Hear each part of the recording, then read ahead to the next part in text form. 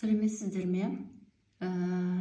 Осы видео ағылшын тілін енді ғана үйреніп, не болмаса ұбт тапсырайын деп жатқан студенттер мен мұғалімдерге арналады.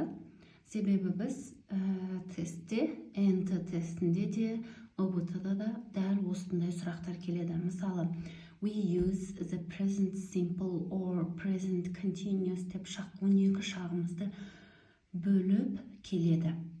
Енді бұл видеода мен үш шақты ғана салдым. Present simple, past simple және future simple'ды. Бірінші, біз present simple'ды daily routines, repeated actions, habits, permanent states, timetables, schedules, general truths, laws of nature, reviews, sport commentaries and narrations 11-ге бөлінеді. Яғни бұл әрине present simple шағын жатқа білетіндерге оңай деп ойлаймын, бірақ ұбт-да бізде we use present simple дейді дағына неше түрлі варианттар келеді. Шатаспау үшін осылай 11-ге бөліп жаттауыңызға болады. Келесі past simple. Past simple'ды біз 4-ге бөлеміз. Specific time in the past, past habits, past action which happened one immediately after the other, and past action which won't take place again.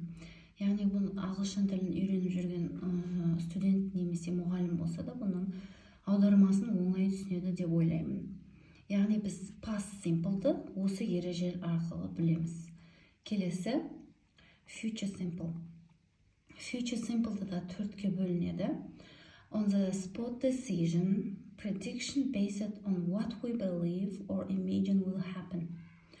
For promises, swears, threats, warnings, hopes, offers. Ең соңғысы, for мына жерде қап кетіпті, for action. For action which will definitely happen in the future and we cannot control. Бұның барлығының қазақшасын біледі деген үміттемін. Яғни бізде тесті мынандай келеді. We use the future simple for дейді дағыны бізге неше түрлі вариант келеді. Сол варианттардың ішінде осы 4 нұсқаның біреуі болады.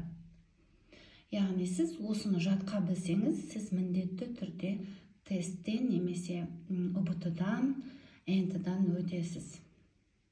Сау болыңыздар, келесі видеолар шыққанша аман болайық.